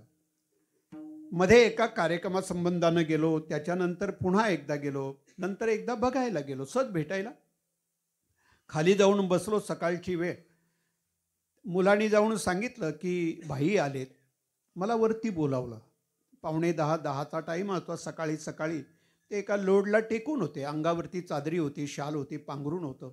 स्नान झालं नव्हतं, सकाळची वेळ होती. तर मी आपलं ते टेकून बसलेत. मला समोर स्टूल बसायला दिला. मी स्टूलवर बसलो. नमस्कार केला, बाबांच्या पायावरती डोकं ठेवलं. म्हणजे एवढ्या दिलखुलासपणे बोलणारा महात्मा मी महाराष्ट्राच्या इतिहासामध्ये पाहिला नाही. माणसं का मोठी होतात ना, ते मला वारंवार त्यांच्याकडून शिकायला मिळायचं. बोलता बोलता गप्पा सुरू झाल्या, अगदी घरासारख्या, जणू काय आपला लेकरूच पुढे बसलाय अशा मनमुराद गप्पा सुरू झाल्या. आणि बोलता बोलता मला त्यांनी साताऱ्याचा पूर्वीचा इतिहास सांगितला, त्यांचे पूर्वज साताऱ्यामध्ये, मग त्यांचं ऐश्वर, त्यांचं वैभव, दुधिवऱ्याचा विषय निघाला. आणि करता करता विषय त्यांनी सांगितला. म्हणे महाराज, पुढच्या महिन्यामध्ये पुढे रस्त्याच्या कडेला एक पांडुरंगाचं मंदिर आहे, 4.5 कोटीचं मंदिर बांधायला घेतलंय. 4.5 कोटीचं मंदिर, पांडुरंगाची स्थापना होणार आहे, विठ्ठलाची स्थापना होणार आहे. त्या कार्यक्रमाला तुम्ही आवर्जून या, निमंत्रण मिळेल न मिळेल पण तुम्ही या. मी म्हटलं बाबा नक्की येऊ, पुढच्या महिन्यात आहे, या तारखेला नक्की येऊ. मी आपला मध्येच त्यांना एक प्रश्न विचारला. म्हटलं बाबा एक विचारू का, सध्या तुमचं वय 84 वर्षाचं आहे. म्हणजे त्यावेळेला त्यांचं वय 84 वर्षाचं. मी त्यांना म्हटलं बाबा तुमचं वय 84 वर्षाचं आहे. 84 वय म्हणजे आता परतीचा प्रवास, गात्र शिथिल झाली, थकले, चालणं बोलणं हे फार, आता कार्यक्रम करणं वगैरे सगळंच आता थांबलंय सगळं. वय 84 आणि तुम्ही 4.5 कोटीचं मंदिर बांधायला घेतलंय. नाही, तुम्हाला लक्षात आलं का नाही? कमीत कमी वयाचा तरी विचार करायचा. 4.5-5 कोटीचं मंदिर बांधायला घेतलंय आणि तुमचं वय बघा कसं होईल ही चिंता नाही का तुम्हाला वाटत? त्या भल्या माणसानं, त्या भल्या व्यक्तीनं, देव माणसानं मला एका वाक्यात उत्तर दिलं, मी कोण करणार आहे त्याचं तो करून घेईल. त्या दिवशी मला कळलं माणसं एवढी मोठी का, शिखराला जाऊन का पोचतात. मी करणार म्हटल्यानंतर अडचणी येणार, त्याचा तो करून घेईल. हे उत्सव सप्ते कोण करतोय? अरे त्याचाच उत्सव आहे, तो करून घेईल. कुणी असं म्हणू नये मी आहे म्हणून सगळं होतंय, सोडून दे, तू गेल्यानंतर पण होणार आहे. देवाचं कार्य, ईश्वरी कार्य कधीच थांबणार नाही, कधीच थांबणार नाही. परमेश्वराचं कार्य आहे, आपण निमित्त आहोत. देवाने आपल्याला कुठेतरी पाठवलंय, आपल्या हातून देवाची काहीतरी सेवा घडायची आहे म्हणून पाठवलं. आपलं भाग्य समजायचं, ईश्वरी कार्य करण्याचं भाग्य आपल्या हाताला मिळालंय, आपण नशिबान आहोत. काही काही अभागी माणसं आहेत, त्यांच्या हातून नाही सेवा घडत. आपण त्यांना म्हटलं ना, अरे थोडासा कचरा काढ, या जाहिराती वाट, ते हे कर, तो म्हणतो मला टाईम नाही. टाईम नाही, त्याचं भाग्य नाही. काही लक्षात आलं का? टाईम आहे त्याला, पण त्याच्या प्रारब्धात नाही, त्याच्या नशिबात नाही. उत्सवाची सेवा, देवाची सेवा करण्याचं भाग्य लागतं. काही काही 8-8, 15-15 महिना राबत असतात माणसं. ही त्यांची पुंजी आहे, ही त्यांची ठेव आहे. आपल्या हातून ईश्वराची सेवा घडायला देखील आपलं भाग्य असावं लागतं. विठ्ठल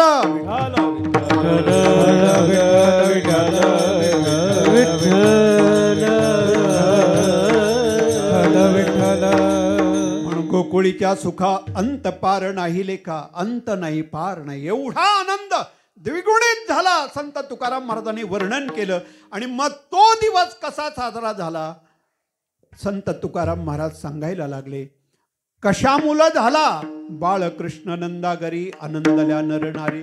नरनारीना आनंद झाला, गोकुळ गाव आनंदामध्ये न्हावून निघालं. आणि आनंदाचा हा उत्सव कसा साजरा करायचा, तर त्याचं पहिलं प्रतीक आहे 3ऱ्या चरणामध्ये.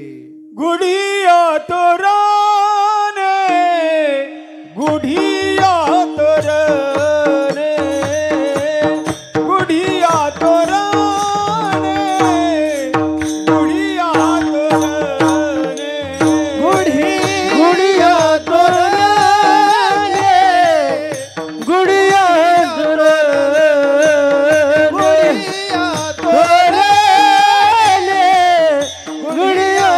तोरणे, करती कथा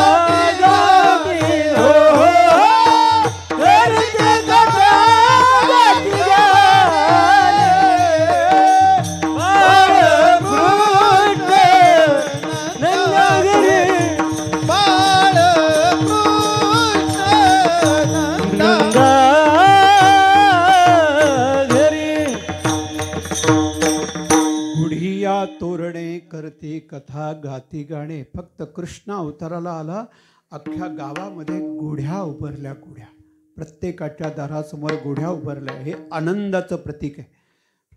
तोरणं लावली प्रत्येकाच्या दारासमोर. देव येणार आहे, देवासारखी माणसं येणार आहे. तुम्ही देव म्हणजे काय प्रत्यक्ष देवरूपानं बघू नका, माणसातला देव बघा. म्हणजे देवत्व रूपानं माणसं आमच्या गावात येणार. घर स्वच्छ पाहिजे, गल्ल्या स्वच्छ पाहिजेत, रस्ते फुटपाथ स्वच्छ पाहिजे, दारासमोर रांगोळी पाहिजे, सडा समार्जन पाहिजे. घाणीचं साम्राज्य आणि सप्ताह चाललाय. अरे सप्ताहाचं नेमकी व्याख्या तरी काय? ग्राम स्वच्छता अभियान हे सप्ताहाच्या निमित्तानं व्हायला पाहिजे. त्या योगे त्या निमित्तानं या गोष्टी व्हायलाच पाहिजे. लक्षात आलं? कारण ईश्वराच्या रूपानं हजारो माणसं आपल्या गावात येणार आहेत. प्रत्येक कुटुंबानं आपल्या दारासमोर एखादी तोरणं असावीत, गुढी असावी. काही काही गावामध्ये सप्ताहाच्या निमित्तानं 4-4 दिवस गुढ्या उभारल्या जातात. 4-4 दिवस. एका दिवसापुरती गुढी नाही, 4 दिवसाची गुढी. का? अहो म्हणे आमच्या गावामध्ये देव येणार आहे, आमच्या गावामध्ये उत्सव आहे, हजारो माणसं येणार आहेत. हे आनंदाचं प्रतीक आहे. दुःखाच्या प्रसंगी कधी गुढ्या तोरणं लावली जात नाही. दुःखाचा प्रसंग आहे, आनंदाचा प्रसंग वेगळा आहे. दुःखाच्या प्रसंगी अभंग पण वेगळे म्हणायचे असतात, आनंदाच्या प्रसंगी पण अभंग वेगळे म्हणायचे असतात. कधी कधी काही बुवा रेटतात कुठले पण अभंग कुठं पण नाही. म्हणजे वास्तुशांतीला बोलवलंय भजनाला आणि तो घरभरणीच्या टायमाला म्हणतो देह जावो अथवा राहो किंवा क्षणोक्षणी हाची करावा विचार. म्हणजे कुठले अभंग कुठल्या प्रसंगाला. अरे एवढा आनंदाचा क्षण आहे, एवढा आनंदाचं प्रतीक आहे. आणि आनंदाचा म्हणजे कृष्ण अवताराला आला. गावातली जी वलय आहेत ना, गावातली जी स्पंदन आहेत लगेच जाणवतात. तुम्हाला जाणवतात का? ती तुमच्या गावामध्ये तुम्हाला जाणवतात ना? बघा तुम्ही उद्यापासून तुम्हाला कसं वाटेल बघा. भकास वाटेल. सगळीकडे ते चैतन्य आहे गावामध्ये. कुठल्याही गल्लीमध्ये, कुठल्याही कुठल्याही बाजूला जा, एक वेगळे चैतन्य तुम्हाला या ठिकाणी निर्माण झालेलं दिसेल. म्हणून गुढ्या उभारल्या, तोरणं लावली. कंजूसपणा देवाच्या उत्सवात कधीच नाही करायचा. काटकसरपणा व्यवहारामध्ये करा, पण काटकसरपणा देवाच्या उत्सवामध्ये. अरे देवाचा उत्सव आहे, तो देखणाच झाला पाहिजे. देवाचा उत्सव हा समृद्ध असायला पाहिजे. देवाचा उत्सव हा श्रीमंतच असायला पाहिजे. आपला उत्सव नाही, देवाचा उत्सव. अरे ज्यानं गावावरती कृपा केली. मी काही काही गावं पाहतो की वर्षानुवर्ष त्या गावामध्ये संकट, प्रसंग, अडचणी, हजारो शेकडो अनेक तरुण मुलांचे मृत्यू, अपघात, ॲक्सिडंट, दैवी आपत्ती, नैसर्गिक आपत्ती वर्षभर काही ना काहीतरी चालू असतं. त्याला कारण आहे पिढ्यानपिढ्या, वर्षानुवर्ष असं वातावरण होत जातं. तुम्हाला अनुभव घ्यायचा आहे. ज्या रस्त्याला, ज्या ठिकाणी ॲक्सिडंट झालेला असतो ना, नेहमी त्याच ठिकाणी अपघात होतात. बरोबर आहे ना? आपण म्हणतो ही अपघाताची जागा आहे. म्हणून आमची जुनी माणसं सांगायची, पायाला जर ठेच लागली तर ते बोट काय होतं? आंधळं होतं, त्याला ठेच लागते. तसा प्रकार आहे. म्हणून हे अत्यंत दूषित वातावरण जर बाजूला करायचं असेल तर तिथं नामसप्ताह करायला पाहिजे, तिथं उत्सव व्हायला पाहिजे, तिथं देवाचं आगमन व्हायला पाहिजे. तरच ते चैतन्य गावामध्ये तयार होतं, आनंद तयार होतो. विठ्ठला विठ्ठला विठ्ठला विठ्ठला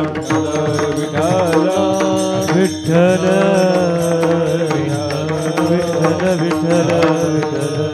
म्हणून ईश्वरी कार्यामध्ये कधीही अडथळा करायचं नाही. ईश्वराच्या कार्यामध्ये कधीही प्रतिबंध करायचा नाही. देवाचं कार्य व्हायला पाहिजे, त्याच्यावरती भवितव्य बोलून. कधी कधी सप्ताहाचं असं नियोजन होतं, आता होणार सप्ताह, जाहिराती छापायची वेळ येते आणि एवढ्यामध्ये खंडीच्या म्हणजे कधी एखादा असा तयार होतो बहादर की अख्ख्या म्हणजे अरे ईश्वराच्या उत्सवाला प्रतिबंध करत असशील तर कुठे फेडशील ही पाप, कुठे फेडशील? देवाच्या कार्यात अडथळा, देवाच्या कार्यात प्रतिबंध. आपल्याला जर काय होत नसेल ना, करू नये, शांत बसावं, पण ईश्वरी कार्यामध्ये कधीही प्रतिबंध करू नका. परमेश्वराचं कार्य अतिशय चांगलं व्हायला पाहिजे. हे गावाचं वैभव आहे, आपल्या गावाची ओळख आहे. मी जाणीवपूर्वक खरंच मनापासून धन्यवाद देईन आपल्या गावाला. म्हणजे मी म्हणजे फावडं अंगावर माती ओढतोय असं नाही हो, नाही तर तुम्ही म्हणाल तुमच्या नात्यातलं आहे म्हणून असं नाही, पण खरंच मनापासून धन्यवाद दिला. असतात ना मतभेद, नाही कुठे, अरे गाव आहे तिथं सगळी घाण आहेत या मतभेदांची आणि राजकारणाची. तेवढ्या पुरत्या चपला बाजूला ठेवा. हां, तुम्हाला असं वाटत असेल बारीक गाव आहे म्हणून चांगलं नाही. अरे 16 घराचं गाव आहे पण 32 डोकी आहेत, तुम्हाला माहिती आहे का काय? हां, मी इलेक्शन असेल तर या गावात कधीच येत नाही. विचारा तुम्ही गावातल्या कुठल्याही ग्रामस्थांना. आजपर्यंत इलेक्शनच्या महिना 15 दिवसामध्ये इकडे कधीच आलो नाही. इतर दिवशी येईन मी, पण इलेक्शनच्या पिरियडमध्ये कुणी म्हणाला नको. कारण 16 घरामध्ये 32 डोकी आहेत. काय सांगायचं तुम्हाला? ही काय म्हणतात, काय म्हटलं तू, झाकली बोट ना, हां, ती उघडायची नाही. पण सप्त्याला सगळे खेळीमेळीने बघा ना. या माहेर वासनी, या समोर बसल्यात ना, या सगळ्या माहेर वासनी सप्त्या मुलं संधी आहे हो का? हे सप्त्याचं कारण आहे तुम्हाला सांगायला. आमच्या गावाला सप्ताह आहे आणि स्वाभिमानानं सांगा, अभिमानानं सांगा, आमच्या गावाचा सप्ताह बघायला चला. अरे मी तर त्या सगळ्या म्हाताऱ्या वगैरे कालपासून बघतोय. आता त्यांना काय माहेरचं आहे, अजूनही माहेरचा आनंद आणि माहेरचा स्वाभिमान त्यांचा गेला नाही. आमच्या गावाचा सप्ताह आहे. गाव लहान आहे, एका डोंगरात आहे, जाण्या येण्याचा फार मोठा मार्ग नाही, पण आमच्या गावाचा उत्सव बघायला चला. हा स्वाभिमान आहे. विठ्ठला विठ्ठल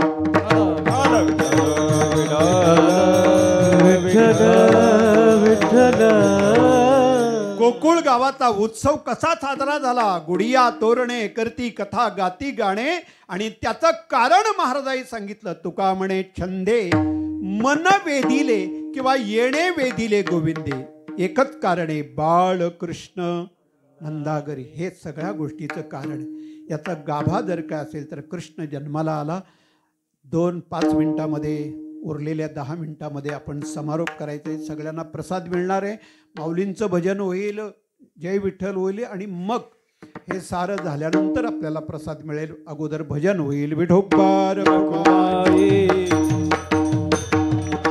विठोबा रखुमाई, विठोबा रखुमाई, विठोबा रखुमाई, विठोबा रखुमाई, विठोबा रखुमाई, विठोबा रखुमाई, विठोबा रखुमाई, विठोबा पुंडलिक वरदान विठ्ठल, पंढरीनाथ गोपाल कृष्ण विठोबा रखुमाई, विठोबा रखुमाई, विठोबा रखुमाई.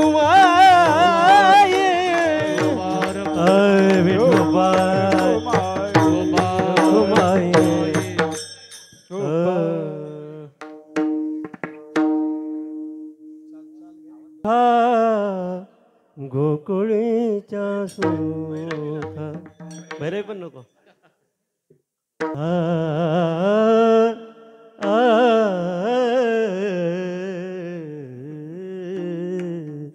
गोकुळीच्या सुखा, गोकुळीच्या सुखा, गोकुळीच्या सुखा, गोकुळीच्या सुखा,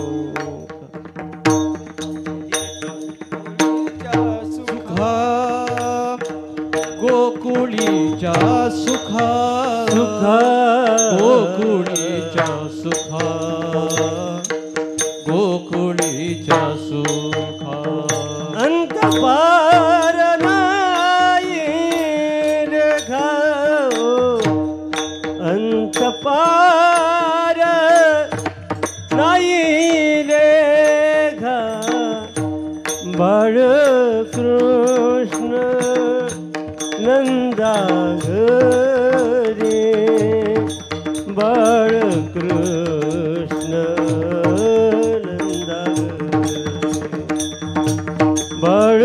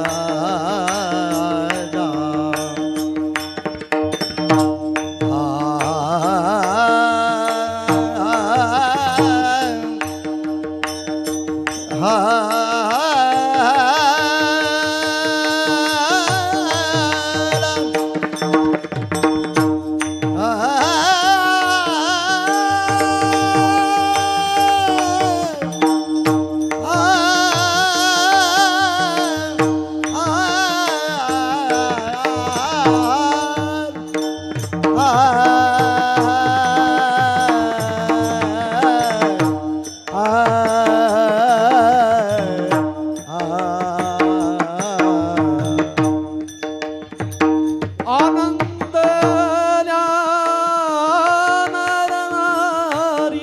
बाळकृष्ण नंदा घरी बाळकृष्ण नंदा घरी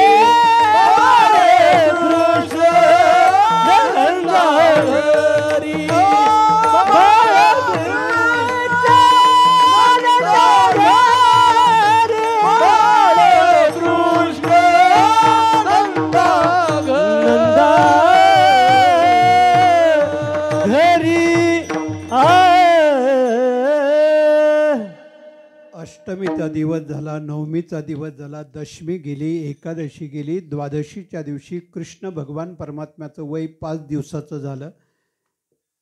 कैलासामध्ये भगवान महादेव भगवान कृष्णाच्या दर्शनाला गोकुळामध्ये निघाले. वयाच्या 5व्या दिवशी कृष्ण भगवान परमात्मा आणि महादेव हा दर्शन सोहळा प्राप्त झाला, पार पडला. कृष्ण भगवान परमात्म्याचं वय अवघ्या 7 दिवसाचा असताना चतुर्दशीचा दिवस पुतनेला कंसानं पाठवली कृष्ण भगवान परमात्म्याला मारायला. ही बळीराजाची कन्या आहे आणि बकासुराची बहीण असे 2 इतिहास घेऊन आले. पण पुतनेला अवघ्या 7 दिवसाच्या वयामध्ये एका राक्षसिणीला मारली कृष्ण भगवान परमात्म्याचं हे वय हा इतिहास झाला. अख्ख्या गावामध्ये भागामध्ये तेवढ्या परिसरामध्ये ही बातमी वाऱ्यासारखी गेली की नंद राजाच्या एका लहान लेकरानं एका राक्षसिणीला मारले. साहजिकच आहे, नवल केवडे केवडे अनंत ब्रह्मांडे उदरी, हे आश्चर्य आहे, हे नवल आहे. आणि ही जी नवलाई आहे, हे जे आश्चर्य आहे तेवढ्या प्रांतामध्ये तेवढ्या परिसरामध्ये कळलं. आणि हजारोच्या संख्येने माणसं नंद पाटलाच्या राजवाड्यावरती नंद पाटलाच्या घरी कृष्ण भगवान परमात्म्याचं दर्शन घ्यायला, बघायला, पाहायला यायला लागले. अशी रीग लागली. कृष्ण भगवान लहानाचे मोठे व्हायला लागले. या देशाला, या जगाला मातीचं मोल कळायला पाहिजे म्हणून पहिल्यांदा धरणी मातेचं दर्शन घेतलं. तळवे तळहात टेकीत, एका एका गोष्टीचं मोल भगवान कृष्णाने जगाला कळून दिलं. मातीचं महत्त्व कळायला पाहिजे. माती हा घटक आपल्या जीवनामध्ये किती महत्त्वाचा आहे. एका माती या घटकामुळे या देशातले संघर्ष, देशातली युद्ध, देशातले तंटे, बघा आपल्या देशाचा इतिहास जर पाहिला ना, कलहाला, भांडणाला, वादाला, युद्धाला ठराविक कारण आहेत. वादाचं, कलहाचं, युद्धाचं पहिलं कारण आहे स्त्री. वादाचं, कलहाचं, भांडणाचं, युद्धाचं दुसरं कारण आहे सत्ता. तिसरं कारण आहे पैसा. चौथं कारण आहे भूमी. एक वाक्य जर वापरलं नसतं ना दुर्योधनाने, एक वाक्य, एवढं वाक्य फक्त तोंडातून यायला नको होतं. भगवान कृष्णाने समझोता केला. कृष्ण भगवान समजायला आलेत. काय काय भाग्य आहे. आणि समझोता करताना कौरवांना सांगितलं, अरे जाऊ द्या, 5 जणांना 5 गाव द्या. कशाला वाद, कशाला भांडण, कशाला कलह पाहिजे. त्यावेळेला उर्मटपणानं दुर्योधनानं एक वाक्य वापरलं, 5 जणांना 5च गाव काय, पण सुईच्या आग्रावर राहील एवढी माती द्यायला तयार नाही, एवढी माती देणार नाही. आणि एवढ्या मातीसाठी, एवढ्या कारणासाठी कौरवांच्या वंशाला नाव सांगायला कोणी राहिलं नाही. एवढा मोठा विनाश महाभारताच्या युद्धामध्ये घडून आला. माती हा घटक आपल्या देशातला खूप महत्त्वाचा आहे. या देशाचं म्हणजे मातीचं रक्षण करण्यासाठी करोडो रुपयाचा खर्च होतो. म्हणजे या देशाच्या सरहद्दीवरती हजारो लाखो सैनिक 24 तास आपल्या देशाच्या सीमा, देशाचं रक्षण करायला उभे. एवढं हे भारतवर्ष, ही भूमी आपल्याला महत्त्वाची. कृष्ण भगवान परमात्म्यानं त्याचं मोल कळून दिलं. देखील अशी माती खाता, दावी याने बांधी माता. धरणी मातेचं दर्शन घेतलं. समुद्र वसने देवी, पर्वत स्तन्न मंडळे, विष्णू पत्नी नमस्तुभ्यम. एवढा वेळ नाही घालत, पण ते नाराज नको व्हायला म्हणून आपलं थोडा वेळ ठेवला. म्हणून लहानाचे मोठे झाले. कृष्ण भगवान परमात्मा ज्या अवतार कार्याचं मुख्य प्रयोजन सगळ्या सवंगड्यांना त्या वयोगटातल्या एकत्र केले आणि भगवान कृष्णानं आपल्या गावाचा विकास मुद्द्यावरती, हो का, गावाचा विकास, भौतिक विकास असेल, आध्यात्मिक विकास आहे, ते नेमकं कशामध्ये आहे? नेहमी विकासाच्या दृष्टीनं गावाची पावलं पडावी, अधोगतीच्या दृष्टीनं गावाची पावलं पडू नये. गावात तरुण व्यसनाच्या आहारी जायला लागले की आपण समजायचं हे अधोगतीचं लक्षण आहे. ही गावाची पावलं विनाशाकडे चाललीत. यासाठी काही कुठल्या ब्राह्मणाकडे पंचांग बघण्याची गरज नाही. म्हणून गाव हे निर्व्यसनी असावं. व्यसनाधीनता हे गावाला उजाड करतं, गावाला बकास करतं, गावाला अधोगतीकडे नेतं. म्हणून कुटुंब, घर, गाव हे निर्व्यसनी व्हायला पाहिजे. अरे एका व्यसनामुळं कुटुंब बर्बाद झाली. मी अशी पाहतो काही कुटुंब, का कळत नाही, का समजत नाही लोकांना. उलट तीच आमच्या महाराज लोकांना म्हणतात, तुम्ही काय तुमच्या जवळचे देताय काय? अरे कोण कोणाच्या जवळचे? तुझ्या हिताचं, तुझ्या फायद्याचं सांगतोय. जीवन हे निर्व्यसनी असावं. कुठल्याही प्रकारचं व्यसन शरीराला असू नये. निर्व्यसनी जीवन तुमचं आरोग्य वाढवेल. तुमची पुढची पिढी ही लहान लहान लेकरं आहेत, लहान लहान पिढी आहे. या पिढीवरती तुम्ही कोणते संस्कार करणार? आम्हीच जर बदललो नाही, आम्हीच जर व्यसनी राहिलो तर मग पुढच्या पिढीचा काय आहे? त्यांनी कुणाचा अंगीकार करावा, कुणाचं स्वीकारावं? एका लहान मुलाला शाळेमध्ये दुसऱ्याच्या दप्तरातली पेन्सिल चोरताना पकडलं. 100-150 मुलांच्या मध्ये त्याला उभं केलं आणि गुरुजीनं विचारलं, काय रे, हेच शिकवलं का तुझ्या आई वडिलांना? पेन्सिल चोरतो, पेन चोरतो. त्याने हात जोडून सांगितलं, गुरुजी माझ्याकडून चूक झाली, आता कधीच चोरी करणार नाही. 15 दिवस गेले आणि त्या बहादरानं दुसऱ्याच्या दप्तरातला पुस्तक चोरला. परत त्याला 100 मुलांच्या मध्ये उभं केलं. गुरुजीने विचारलं, काय रे मूर्खा, 15 दिवसापूर्वी पेन्सिल चोरली, तुला सांगितलं होतं, तू बोललास क्षमा करा, मी परत कधी चोरी करणार नाही. आता पुस्तक चोरलं, शब्द का तुला? हे संस्कार का तुझ्या घरचे? त्यांनी पुन्हा हात जोडले. गुरुजी परत असं करणार नाही, माझ्याकडून चूक झाली, मला क्षमा करा. चला जाऊ द्या, लहान लेकरू एक, क्षमा केली. महिना गेला आणि त्यांनी परत दुसऱ्याच्या दप्तरातले 10 रुपये चोरले. आता मात्र गुरुजींनी माफ केलं नाही. त्याला 100-150 मुलांच्या मध्ये उभं केलं आणि त्याच्या वडिलांना निरोप पाठवला.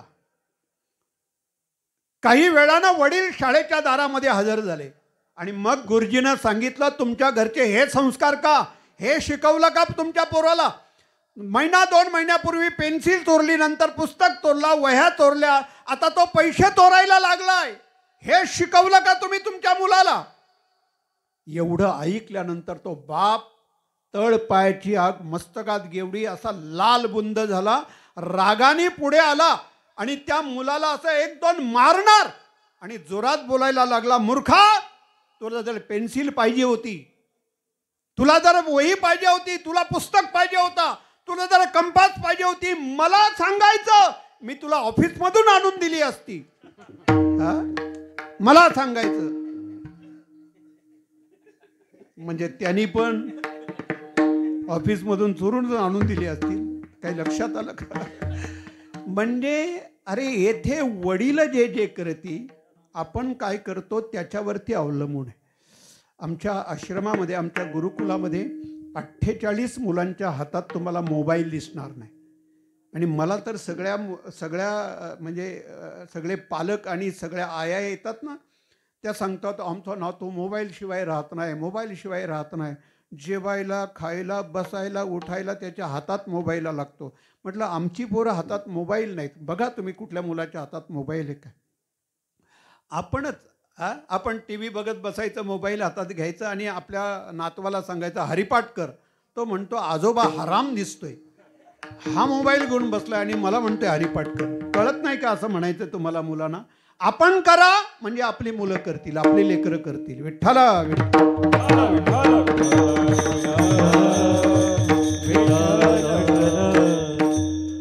भगवान कृष्णाने त्या वयोगटातल्या सगळ्या मुलांना सांगितलं, हे आपला अवतार कार्याचं प्रयोजन आहे. विकास झाला पाहिजे गोकुळ गावाचा. आणि काय करायचं? सकस पोषण आहार मिळायला पाहिजे, जलशुद्धीकरण करायचे, आंदोलन करायचं, माल विकायला बंदी घालायची.